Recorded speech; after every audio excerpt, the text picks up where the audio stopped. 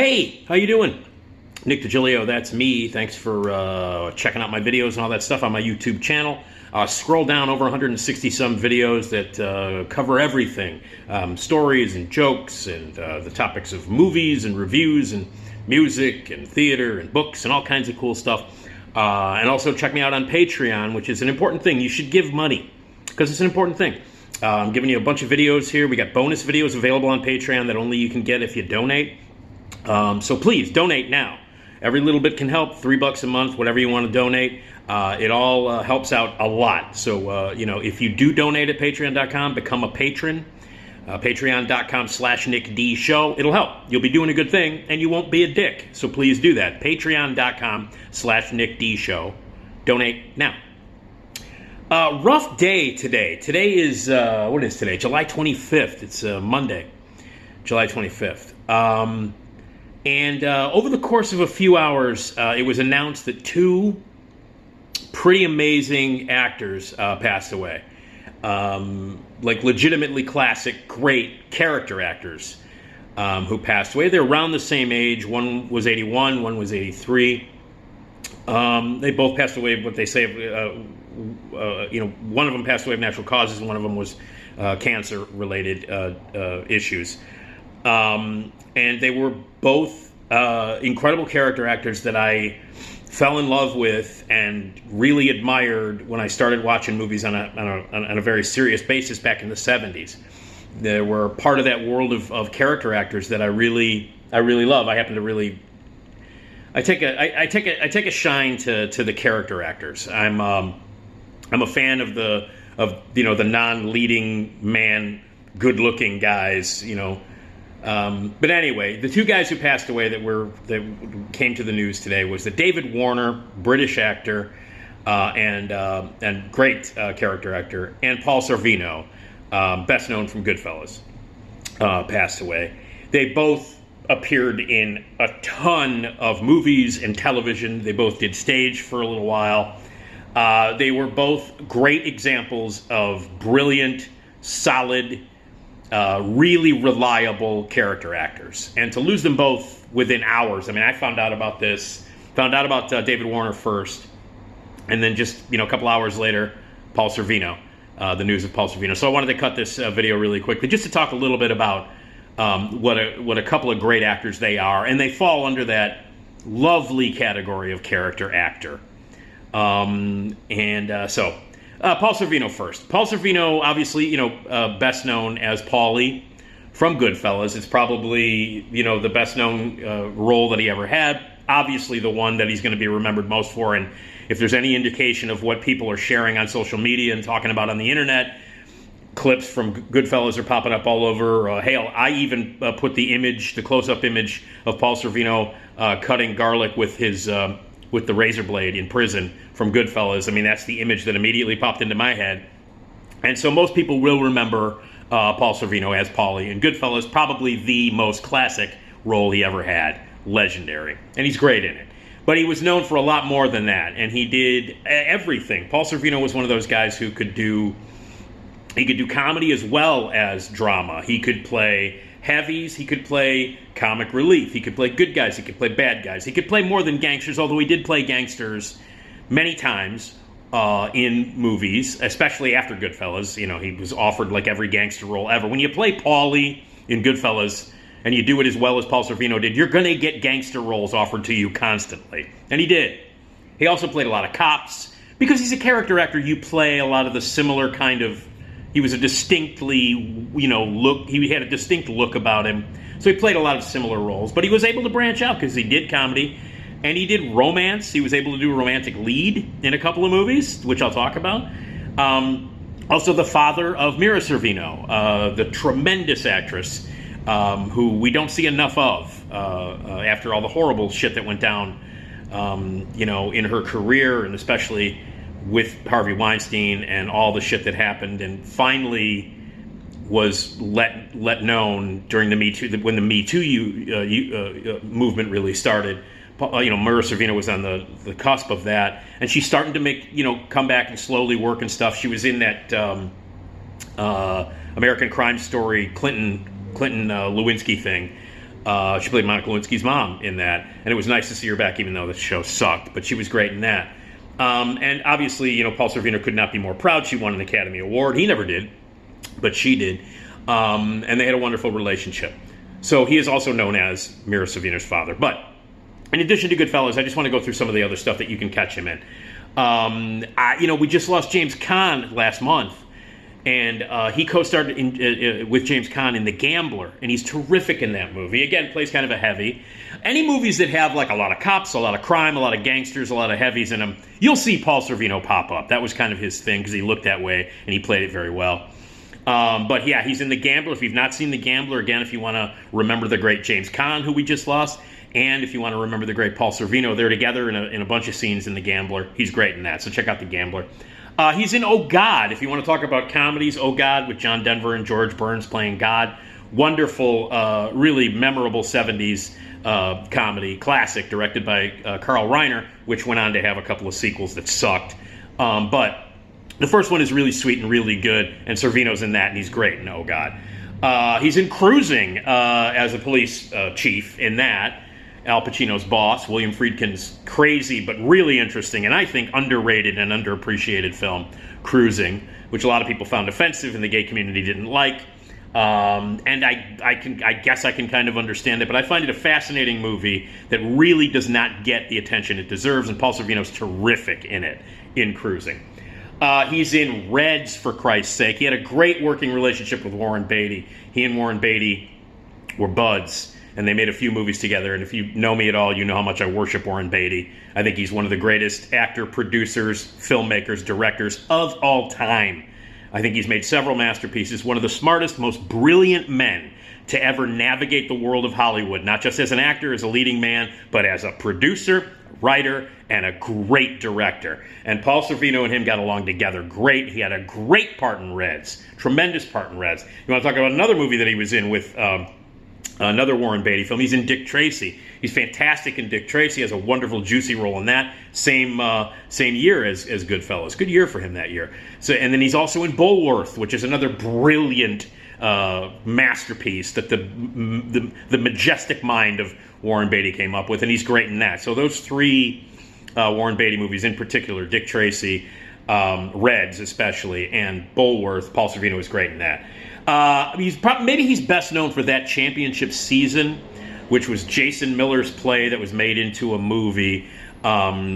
He's great in that, and he's really, really great. One of the biggest roles he ever had, one of the most complex and one of the most beautiful performances he's ever given. So if you're a fan of Paul Sorvino and you've not seen That Championship Season, which is a great ensemble piece for many actors, again, adapted from a great play by Jason Miller, who played Father Karras in The Exorcist. A tremendous performance, which I have a video dedicated entirely to Jason Miller's performance in The Exorcist and about his career. But yeah, That Championship Season, great performance.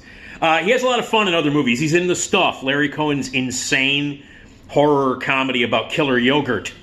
That's right, a fucking great movie, a hilarious movie, a classic Larry Cohen genre-bending horror sci-fi comedy. The Stuff. It's about killer yogurt.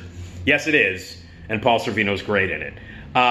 He is also in Nixon, and he's great in Nixon. Yeah, I think he got a SAG nomination for that. And he may have been. I think people were surprised that he didn't get an Oscar nomination for it. He plays Henry Kissinger in Oliver Stone's Nixon, where Anthony Hopkins plays Richard Nixon.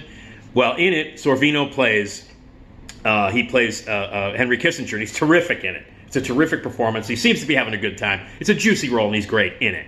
And then Romeo and Juliet, which is Baz Luhrmann's awful, ridiculous, embarrassing, well, all of Baz Luhrmann's movies, especially this stupid-ass Elvis movie, but all of Baz Luhrmann's movies are awful, embarrassing, and ridiculous, and terrible. But if you want to take a look at it, if you can sit through the shit, Paul Sorvino does not embarrass himself in the film, as he plays the Capulet. He plays the father of Juliet in Romeo and Juliet. He was also in The Cooler, which is a wonderful film with William H. Macy. He plays a heavy in that. Crime, Vegas, gambling. You got to put Paul Sorvino in it. But the one that I wanted to mention is an unapologetically corny movie called Slow Dancing in the Big City, directed by John G. Avildsen. It was, I think, his follow-up to Rocky. I'm almost positive that's the movie he made after Rocky. It was right around the time he made Rocky. And it is about a guy who falls in love with a ballerina who has a disease, and she's going to die. So it's a terminal disease. It's a kind of a terminal disease movie of the week, although it was a theatrical film. And she's a ballet dancer, so there's ballet in it. And Paul Sorvino plays the romantic lead in this. And the reason I bring it up is because nobody associates Paul Sorvino with romantic lead. Nobody associates Paul Sorvino with ballet. Nobody associates Paul Sorvino with crying because the woman that he loves has a terminal disease. Those kind of things don't go with Paul Sorvino normally.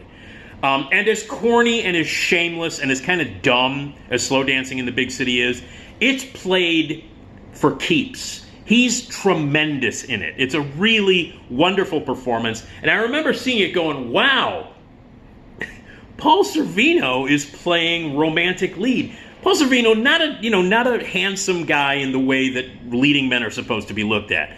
Chubby, kind of fat, kind of goofy looking at times, or very imposing looking, like scary, like he was in Goodfellas. You don't think, okay, here's a guy who's going to fall in love with a ballerina who has terminal cancer, and it's going to be this wonderful romantic movie.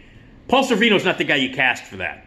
So I suggest if you want to see him stretch and do something completely different than the heavies and the cops and the gangsters that he's played so many times, check out Slow Dancing in the Big City. It's a corny movie, and it's kind of shameless. But again, if you want to see Paul Sorvino do something that you would never expect him to do, Slow Dancing in the Big City. So, and he worked, all the way up until he got kind of sick, and he was incapacitated for a while. But up until the mid to late 2000s, he was working and has a lot of credits under his belt that I didn't even touch. Tons of TV, did some voiceover work, and did a lot of other movies. Small budget, big budget, straight to video, all that kind of stuff. But, obviously the classic role that he will forever be remembered as is Paulie in Goodfellas. I have to turn my back on you now. It's a great role. It's a legendary role. And obviously it will be remembered in cinema history forever. So Paul Sorvino, who did more than just play Paulie in Goodfellas, he did kind of everything. A terrific character actor who worked with a lot of great filmmakers, a lot of great directors and actors and actresses. We lost him today. He was 83 years old. And the other guy we lost is one of my personal favorite character actors ever, British actor David Warner. He was only 81 when he passed away. He was 81. I say it's only 81 because my father's 81, so I want to continue to say that it's only 81. Or my dad will be 81 in about a month. But anyway, David Warner is one of my favorite actors. I happen to love a lot of British and Irish actors and actresses.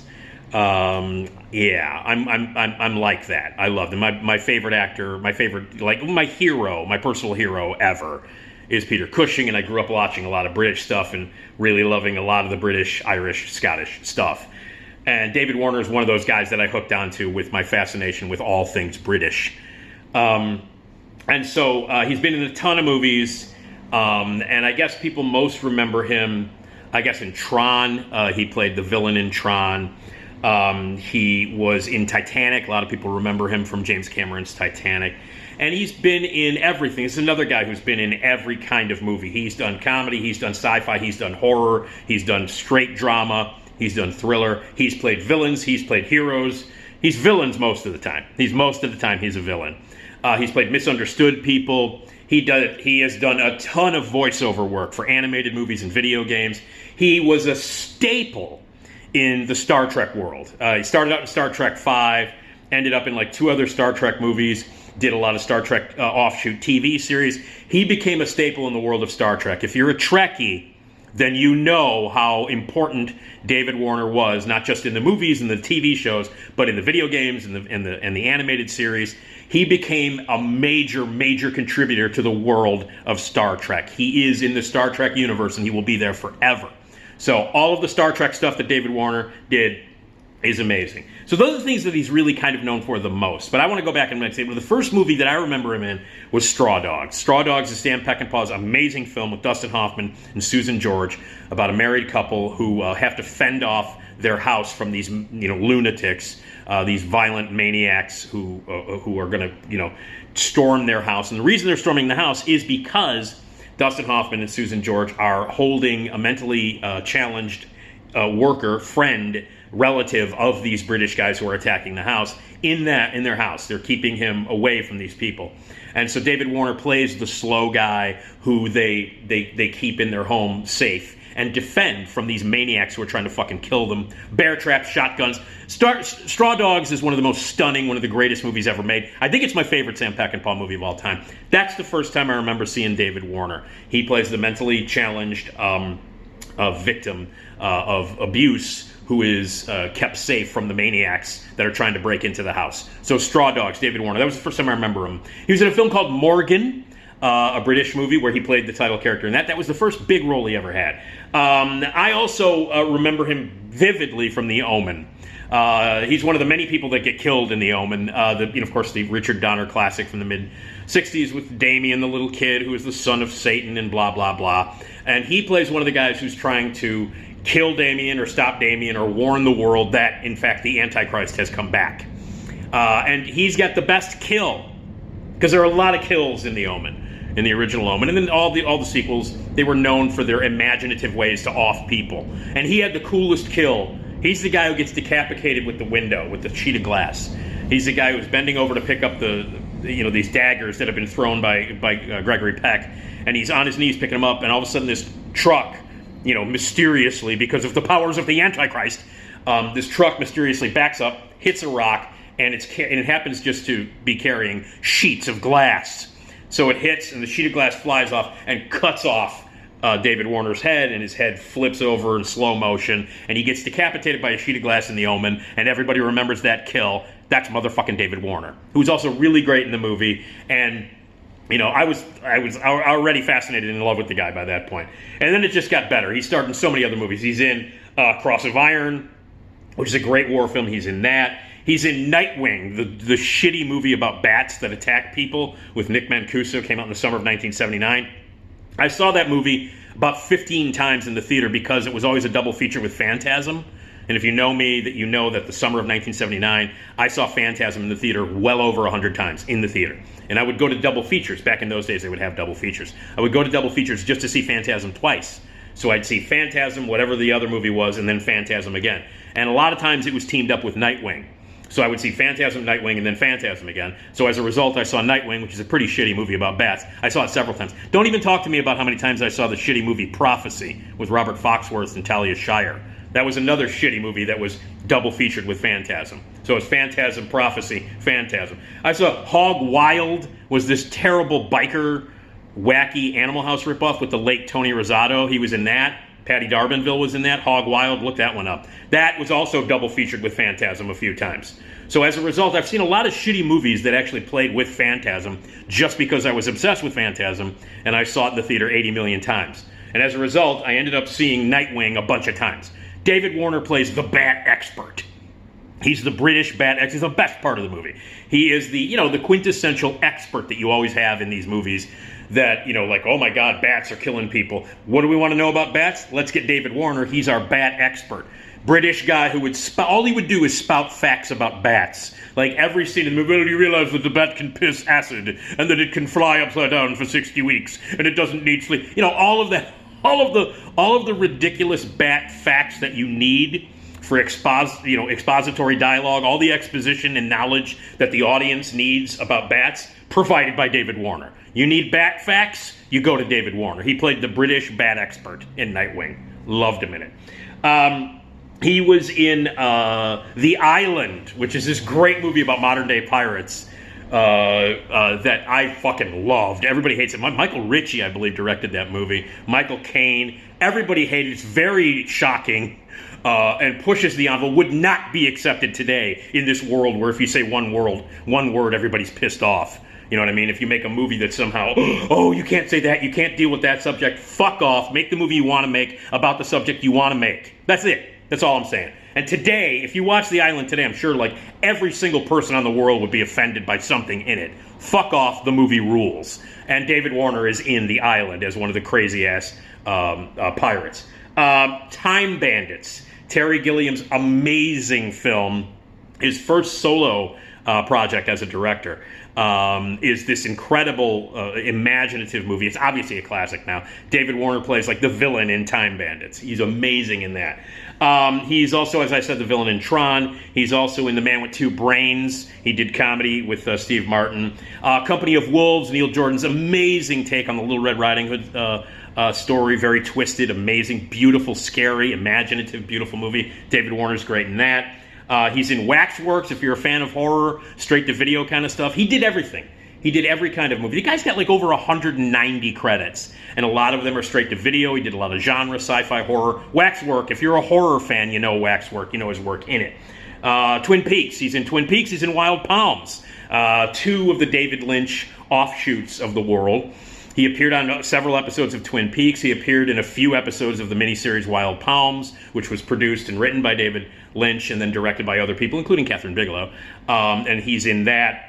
He was also in Body Bags in the horror world, worked with John Carpenter on that TV series. He was also in the Mouth of Madness, a masterpiece to John Carpenter. And that movie's due, by the way, for a resurgence in popularity. We're coming up on 30 years of that one. So it's getting to the point where it's like, 25 years at least. So it's getting to the point where people are going to have to start looking at the John Carpenter movie and going, oh, you know what? It's really good. We didn't see it when it came out, but now we realize it's good because we're dipshits. And it takes us 30 or 40 years or 20 years to realize that a John Carpenter movie is great.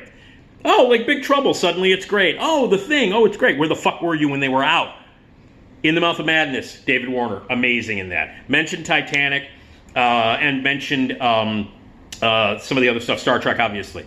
And I do want to mention he played Van Helsing. He played Dr. Van Helsing in a few episodes of the terrific Showtime series Penny Dreadful with Eva Green. I mean, it is a great series if you like horror, if you like the horror genre, if you like the classic monster characters of your Draculas, your Dr. Frankenstein, your Frankenstein's monster, your Wolfman, witches, all of that stuff. All of the classic movie monsters, literature monsters are brought to life in Penny Dreadful, which is an amazing series. It's streaming. You can watch it all over the place. Showtime, wherever Showtime is streaming, all of it is archived. It is a fucking great series. If you're a fan of those classic genre characters, and if you're a fan of horror, you need to watch all of Penny Dreadful. The whole thing is great.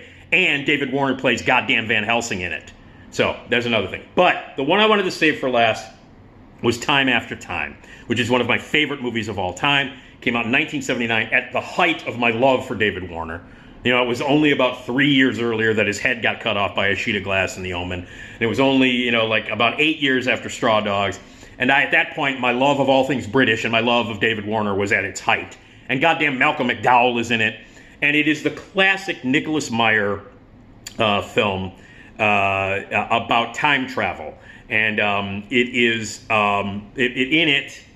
Malcolm McDowell plays H.G. Wells, the author, the sci-fi author who wrote the book The Time Machine. But according to this movie, he actually builds a real time machine, and he wants to use it to go either forward or back in time. But he is writing his novels at the time when Jack the Ripper is out killing all the hookers and killing all the women, and David Warner plays Jack the Ripper, who Malcolm McDowell, H.G. Wells, does not know that his friend is in fact Jack the Ripper. So his friend, David Warner, Jack the Ripper, takes the time machine to get away from the authorities and the cops, in the Victorian days, and goes to 1979, at that time, modern-day San Francisco. And so Malcolm McDowell follows him through time. And so it's about H.G. Wells and Jack the Ripper in modern times, 1979, San Francisco, and it's about H.G. Wells trying to find Jack the Ripper before he kills everybody. And H.G. Wells meets a woman played by Mary Steenburgen who he falls in love with, who becomes the latest target of Jack the Ripper. It is a great film. It is a great genre movie. It is a timely movie. You should watch this movie right now to talk about violence and the behavior of America and what's accepted and how fucked up this world is and how violent and guns and murder and death. It's even now more potent than it was back in 1979 when it came out. You watch that movie now and you're like, wow, things have not changed. They've only gotten worse, and this movie was really ahead of its time. It's a great time travel movie, great piece of sci-fi. It's a lot of fun. It's really funny. It's a great fish out of water, time travel movie. It was co-written. The guy who wrote it and made it actually co-wrote Star Trek IV, The Voyage Home, where they go back in time to San Francisco to get the whales. All right, well, Nicholas Meyer co-wrote that, and all of the stuff that you see, that fish out of water crazy stuff where Shatner and Leonard Nimoy and the whole Enterprise gang They're in San Francisco. All of that stuff is basically taken from Time After Time. It was originally done, and I think better, in Time After Time. Time After Time is a great film, a great piece of sci-fi, great genre movie, terrific acting, and David Warner is amazing in it as Jack the Ripper. He's fucking great. It is a great serious role. He takes it very seriously, as does everybody in it, despite the fact that it's a crazy time travel sci-fi movie. And it says a lot. There's a lot of statements being made, a lot of powerful stuff in that movie. It's a great movie. Still holds up. Fantastic piece of time travel. One of the best time travel movies ever made. Put it right up there with Back to the Future and any of the other ones. And overall, just incredibly entertaining, a lot of fun. And David Warner is magnificent in it. It's my favorite David Warner performance, and there are a ton here that I've mentioned already. But my favorite David Warner performance is as Jack the Ripper in the brilliant time travel movie, Time After Time. So, so check them out. I mean, Straw Dogs, The Omen, Time After Time, Time Bandits, Tron, all of the Star Trek stuff that he did, Titanic. And again, if you can, you should check out Penny Dreadful, where he played Van Helsing. Paul Sorvino, you got The Gambler, you got Oh God, Slow Dancing in the Big City if you want to see him do something that he normally didn't do. Reds, that championship season is a big one. Bulworth, and you know, Dick Tracy, Nixon, and of course Goodfellas. So within hours, we lost Paul Sorvino and David Warner today. Bad, sad day. But we'll remember them. There's a lot of great work, and I hope that you'll be able to check out some of the stuff that I mentioned today. So rest in peace, David Warner. Rest in peace, Paul Sorvino, and thank you for all the amazing stuff that you did.